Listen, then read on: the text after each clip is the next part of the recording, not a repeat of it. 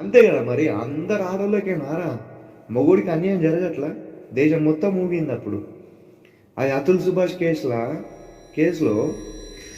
Case పెట్టి ఒక దగ్గర కాదు, 2 దగ్గర కాదు, 3-4 చోట్ల కేసులు పెట్టి ఆయనకి ముప్పు తిప్పలు పెడితే పిల్లోని చూపించకుండా ఎమోషనల్గా, ఫైనాన్షియల్గా టార్గెట్ చేసి రక్తం తాగిరు. పైగా జడ్జి అంటదంట నాకు కొన్ని ఇచ్చి సెటిల్ చేసుకొని నేను చేస్తా అని చెప్పి జడ్జి అంటారు. కేసు పెట్టిన ఈ పతివ్రత ఏం చేసిందో తెలుసా? ఈ అతుల్ సుభాష్ వాళ్ళ భార్య పారిపోవడానికి ట్రై చేసింది. పారిపోయి ఏదో అవసరం డబ్బుల కోసం అని చెప్పి వాట్సాప్ నుంచి చేస్తే అవతల వాళ్ళు రెస్పాండ్ అవ్వకపోతే డైరెక్ట్ కాల్ చేయడం జరిగింది. అప్పటికే Karnataka chief minister, home minister ఈమెని ట్రాప్లో పెట్టేసి పట్టుకొని తీసుకొచ్చి బొక్కలోకి నొక్కింది.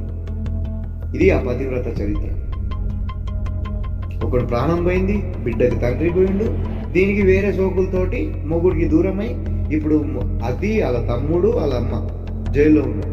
ఇప్పుడు ఆ బిడ్డ పరిస్థితి ఏంటి? ఈ చనిపోయిన అతుల్ సుభాష్ ఎవరైతే ఉన్నారో ముసలాళ్ళు ఉన్నారు, అక్క చెల్లెలు లేరు, అన్నదమ్ములు లేరు. ఇప్పుడు వాళ్ళ పరిస్థితి ఏంటి? ఆయన రాసిన లెటర్ ఏంటో తెలుసా? నేను చిన్న ఉన్నప్పుడు చూసిన, ఇప్పుడు నేను తీసుకుంటే నాకు ప్రేమ వస్తుందో రాదో తెలీదు, నాకు నిజంగా న్యాయం జరిగితేనే నాకు కావాల్సిన ఫార్మాలిటీస్ చేయండి, లేకపోతే కోర్టు ముందరున్న గెటర్లో నా ఆస్తికలు కలపండి అని చెప్పి చెప్పాను. ఇది ఈ ఆడోళ్ళ సైకాలజీ. ఈ సాడిస్టులు కొంతమంది ఉంటారు డబ్బుల కోసం. వీళ్ళు పెళ్ళిళ్ళు చేసుకునేది అందుకే, ఎందుకంటే వాళ్ళ అయ్యే వాళ్ళకి కష్టపడే మనస్తత్వం ఉండదు.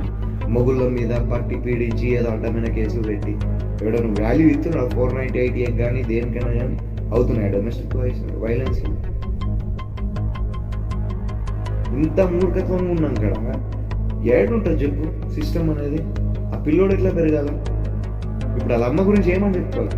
దీనికంటే ముందు ఇంకో కేసు మొగుళ్ళని మొన్న రీసెంట్గా 2 పిల్లలు ఉన్నాక 10వ తరగతి ఆ పోరడు, ఇదే ఆంటీ, ఆడేమో పోరడు, ఆయన ఉంచుకొని ఆడితో కులకడానికి 2 కొడుకుని చంపేసింది.